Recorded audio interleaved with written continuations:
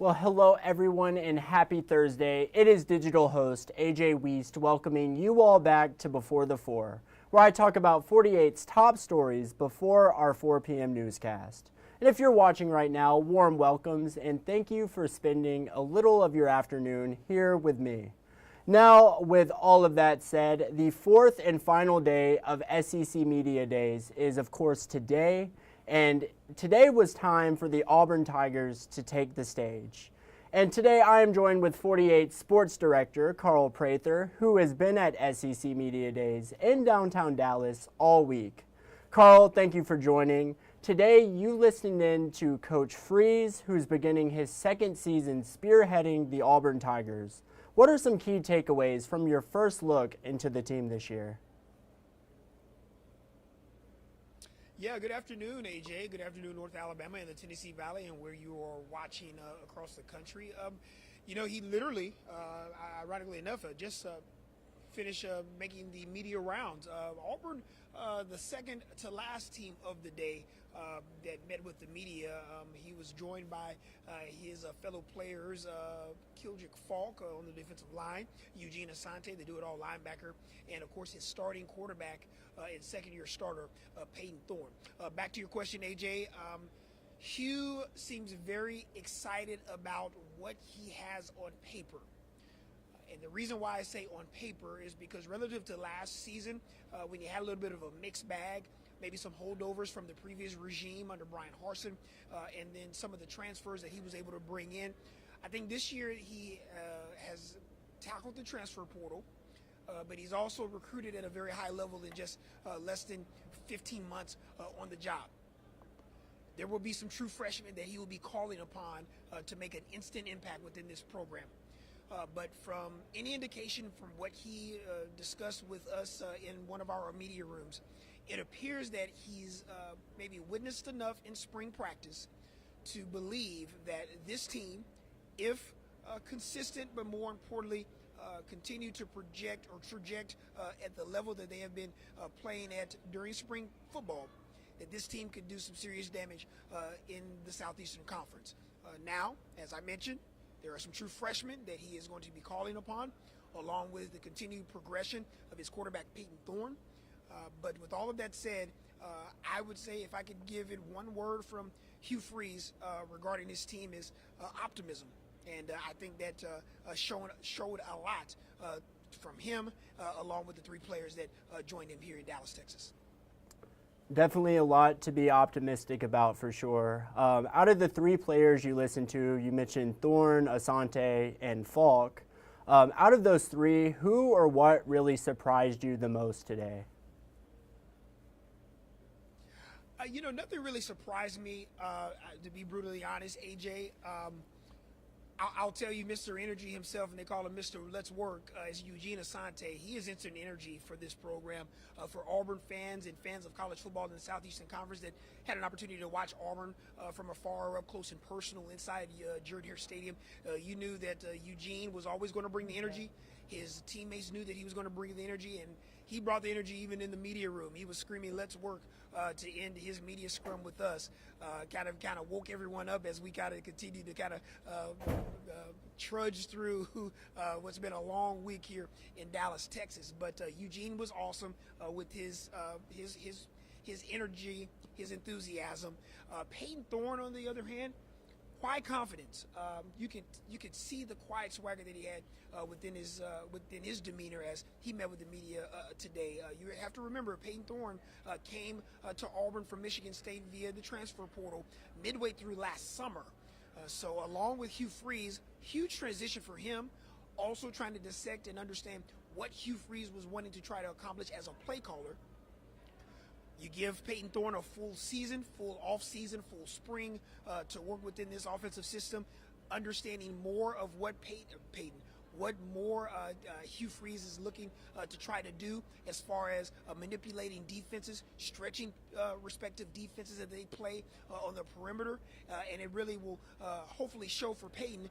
And it looked like that was the case listening to him today. I think he's just way more comfortable in his setting surrounding and more importantly, the playbook as they prepare for the upcoming 2024 season. Very nice. Also, Carl, could you talk a little bit about that kicker? Obviously, Alex McPherson, the Fort Payne native, who is actually battling a health issue right now. But what did Coach Freeze have to say about him today? Yeah, great question, AJ. Alex, for all of our North Alabama high school football fans, have grown to love him and his brother Evan, who now plays for the Cincinnati Bengals, and then his other brother, who actually played at Louisiana Tech as a kicker. All of them from Fort Payne High School, so from North Alabama. But yeah, let's just think about this. Alex McPherson didn't miss a kick last year at all. Perfect throughout our entire football season. Hugh Freeze spoke glowingly about Alex, and rightfully so, because he arguably is the best kicker and specialist in the Southeastern Conference. You mentioned, for those that may be familiar or not familiar with Alex and his current health right now, battling a health issue. Fingers crossed that he's back healthy with the right treatment to prepare himself for the upcoming season. But make no bones about it, Hugh Freeze literally said, and I quote, "the most accurate kicker I've ever been around." And Hugh Freeze has coached a lot of football within this league, and he's coached a lot of football as a head coach across the country.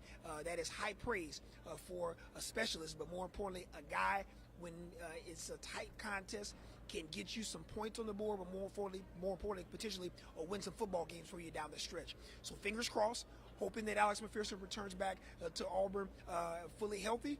And if he is fully healthy, what a weapon for Hugh Freeze and company as they enter into the season. Very nice. And Carl, earlier you mentioned that there's a lot of young talent, especially on that Auburn offense. Thorne, he will certainly have a lot of new talent there. Freshman receiver, obviously Cam Coleman and Perry Thompson.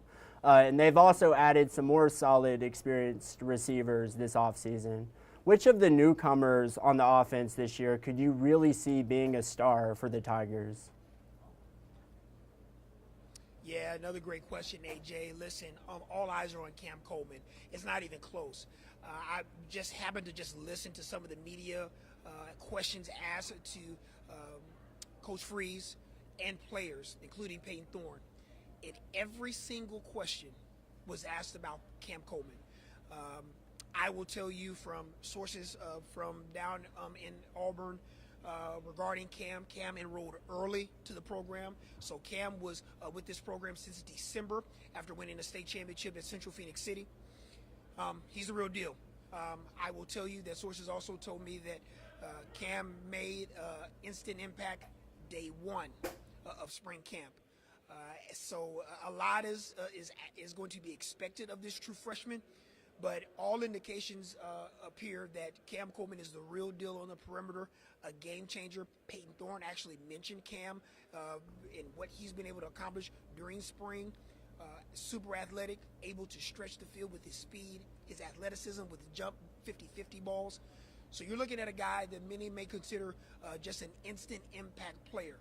I can only go by what I saw in high school and the opportunity to see him up close and personal. He is as talented of a prospect that I've seen in 15 years within this state. And I was able to watch from afar Julio Jones down on the coast.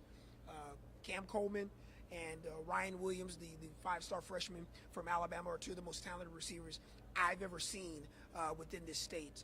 So high praise for Cam, high praise for what he will be asked to do from day one in an Auburn uniform. We shall just see how that translates on the field as we kind of get in the grind and the meat of the SEC football schedule. Wow, anytime you mention someone in the same conversation as obviously Julio Jones, that is very high praise. I'm certainly looking forward to watching him play this year. But Carl, can you also talk about that Tiger defense as well? Absolutely. I think two guys that are we may not hear a lot about are basically the two guys that were here today. Eugene Asante literally kind of was a do-it-all guy for Auburn. I could totally remember just a handful of games last year that Eugene really just made an impact in the game. Auburn fans can remember the California game out in Berkeley last year where he was everywhere. Just kept Auburn in the football game arguably the best player on the football field that night. So to be able to have him back for another season, huge for that defense. I think the defensive line is going to be solid. I think Kildrick Falk is another guy that maybe many may not discuss or talk about when it comes to some of the better defensive linemen in the SEC. But I think overall, the front seven is pretty solid. I think their back end has some pieces that are good as well that can help them. I just think that for me, I think the defense is going to be fine. I think ultimately you're going to see ultimately what the offense can be able to do. The offense can be able to score and manufacture offense and score points.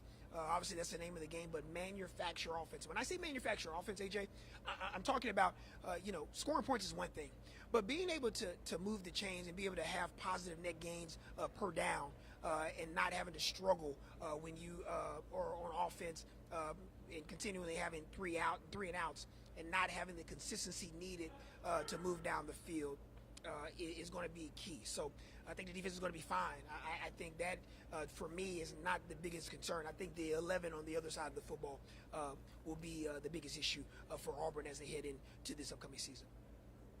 Right. And last year, the Tigers had a rather disappointing finish to the season. I think they were 3-5 in the conference. But it was Freeze's first season, and they have made some adjustments this year, added some key players on the offensive side of the ball. But what do you think Freeze and the Tigers need to improve on the most this year in order to become the contenders that they want to be? Yeah, AJ, I just think it's just finishing games. Auburn fans vividly remember last year. You think about this, 6 wins a year ago. You lose to New Mexico State at home. You give up a 4th and 31 against Alabama in the Iron Bowl. You lose on a final drive from Georgia. So you add all of that up, that's 9 wins in Hugh Freeze's first year. You have to find ways to finish games. And I don't care if you're a fan of sports, if you're a coach of sports, at the end of the day, coaches will tell you, especially in this game, and especially in the Southeastern Conference, if you are wanting to become one of the upper echelon teams in this league, if you are wanting to contend for Southeastern Conference championships, if you want to compete for college football playoff berths, if you want to win a college football playoff national championship, you will have to finish games. You have to find ways to close deals, not allow teams to quote unquote hang around and finish the drill. And I think that is going to be the major key for Hugh Freeze and company. They have their first 5 games at home, 8 total home games this year. What better way than to get the second year under Hugh Freeze started in a big way than to start the year 5-0 before you make a trip to the Georgia Bulldogs in Game 6 of the year before bye. So, the key is those first 5, finishing the drill, closing out games. No one is expecting it to be blowout city, Auburn winning over Georgia, or the Alabamas of the world, or the Texas A&Ms of the world. We understand that those are swing games; those can go either way. But you have to take care of the business that you need to take care of when you're playing some of the others. And I think that's going to be key for Hugh Freeze and company. That is not something that you just wake up, roll out of bed, and learn or grab. It's something that you have to learn. And that is going to be a process. The key is to see what is accomplished in fall camp as they head into the first month of the year. We'll see very early what this team is made of and the caliber of, as I like to say, professionalism from college football players on closing out games. If they're able to do that, look for Auburn to start off white hot to start the season. Very true. And not a very easy schedule for them. I know they have to face Alabama on the road. They have to face Georgia on the road. But moving on to some of the other programs you heard from, let's talk about Coach Mark Stoops and those Kentucky Wildcats. What was your impression of them today and just this offseason in general? Yeah, Mark Stoops is a character. He had a lot of one-liners today. He actually just finished up roughly about 25 minutes or so ago to kind of close out SEC Media Days for this season here in Dallas. Listen, for those that are fans of the Southeastern Conference, the last decade plus for Kentucky has been outstanding. Mark Stoops has brought Kentucky into the middle of the pack, the mid part of the SEC relative to the rest of the league. which is saying something when it comes to this entire league. Give credit to Coach Stoops, his staff, but more importantly, being able to transition with a number of coaches leaving over the last handful of years. Lear Cohen no longer there as the offensive coordinator for Kentucky. In comes a new OC. In comes a new quarterback in transfer, Brock Vandergriff, who was a highly touted player for the Georgia Bulldogs before transferring from Kirby Smart's program. They have some really good pieces there across the board. They arguably have two of the best wide receivers in the country in Barryon Brown and Dane Key. Two guys that will be playing on Sundays. So look for Kentucky to be right in the thick of things yet again. Once again, swing games for Kentucky. Are you able to close the deal against the elite teams in the league? The Georgias of the world, the Missouris of the world, the Tennessees of the world. Those types of swing games against some of those upper echelon teams are the difference from you playing on December 31st or playing in a New Year's Six game and or beyond. So I think Mark Stoops, rather, not his brother Bob, as part of the Stoops brothers. I think Mark is eager and willing to want to see what the Kentucky Wildcats have to offer this season, especially with so many new faces and new pieces to this program. Right. Certainly excited to watch them this year. And also Mike Elko, the new Texas A&M head coach. What do you think he will bring to the table for the Aggies this year? I think the first thing anyone that is familiar with Mike Elko needs to understand is pure toughness. Physical, demanding, but demanding in the standpoint of, listen, you put in the work, ultimately the results will follow.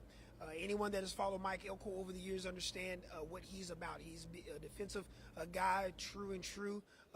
Was a defensive coordinator at Notre Dame before parlaying that into the head coach for the Duke Blue Devils. Had Duke playing at an exceptional level, especially last season. Remember, Duke on the first weekend of the college football season upset Clemson at home in Durham. And then ultimately was on their way to having a monster season. Riley Leonard, their quarterback from Mobile, ended up getting hurt midway through the year, which really hindered things, but their defense was outstanding. And now Elko, now the head man in Texas A&M in College Station. A lot of talent there. Shamar Turner being one of those guys that will be a highly touted and first-round draft pick for them. A lot of pieces there for Texas A&M in lieu of Jimbo Fisher not being there anymore. Still talent abounds for Texas A&M. They have to start this season off in earnest. What a way to start the college football year. August 31st, College Station at night. The Notre Dame Fighting Irish visit Texas A&M for game one of the Mike Elko era. So what a way to get that era started than by getting a win and kind of parlaying that into a really quick hot start to start the year. But he's got a lot of talent. He's got a lot of pieces to work with, especially with a defensive-minded coach like Coach Elko is, and we will indeed see if that translates into W's for Texas A&M and eventually down the line a championship program. Whew. You're already making me super excited for the season, that's for sure. I also see on November 30th, the Aggies and, of course, the Texas Longhorns will face off against each other this season, which will rekindle that incredible rivalry between the two Lone Star teams. How much are people actually talking about that right now? A&M and Longhorn fans have been talking about this, and Texas A&M fans really want this game. I think that this will be one of the most fierce, bitter rivalry games of the year. You got to remember, they hadn't played in quite some time. For his college football historians in years past, we understand that Texas A&M and Texas were in the Big 12. Fast forward to Texas A&M making the move and breaking away from the state of Texas to join the Southeastern Conference back in 2012 alongside Missouri. There is some bad blood between both of these two programs. It is bitter. And I think that much like media members asked Steve Sarkisian earlier in the week, along with Coach Elko today, there's no love lost. Both coaches understand what this game and the magnitude of it. There are plenty of games to get to before you get to that point, but make no bones about it, much like within the Yellowhammer State with Alabama and Auburn. Yes, you have an entire season to deal with before you get to that game, but make no bones about it, that game is circled on Texas A&M's calendar and Texas's calendar and respective schedule as well. It means a lot, and it will be as fierce and as bitter as you could ever imagine between two teams that absolutely despise each other. Woo. Super exciting. And Carl, which of these coaches that you heard from today would you say might be facing the most pressure to maybe win right now? Yeah, it's Sam Pittman for Arkansas. And listen, I don't think you'll ever hear anyone say a bad word about Coach Pittman at all. But he understands it. He mentioned it earlier today with the media. He understands he's on the hot seat. He understands he's at the top of the list. You win 9 games 2 seasons ago. You win 4 this year. The Razorback faithful, a little uneasy, wanting to create a winner, but a sustained winner in Arkansas. There is a lot of storylines regarding this Razorback program in Fayetteville. Former Arkansas head coach Bobby Petrino returns as the offensive coordinator. Haven't heard that in maybe ever in my life, to have a former sitting head coach for a program now join the program in lieu of the current head coach on the hot seat. Never a dull moment in the Southeastern Conference. It's a walking, talking soap opera from week 0 to the end of the year. So we shall see how they navigate that. Sam Pittman was very complimentary of Bobby Petrino. Listen, he said, hey, I'm going to give all of the reins as far as play calling and what Bobby Petrino wants to do on offense to him. He has free reign. That is his deal. He does what he wants to do. We want to try to be aggressive and try to score points. He's going to leave that side of the football alone. What can you say when you're dealing with a guy that won 10-plus games multiple times at Arkansas before leaving and taking the job for the Atlanta Falcons? So interesting times for Arkansas. A very interesting schedule to start the year for Arkansas as well. I think a hot start for college football fans for Coach Pittman will be paramount in order for him to kind of keep those proverbial hot seat chatter at bay. And Carl, now that you've spent all 4 days in Dallas at SEC Media Days, can you possibly make a way too early prediction on what you think the 2024 SEC championship might be? You know, that's a great question. You know, we've discussed this.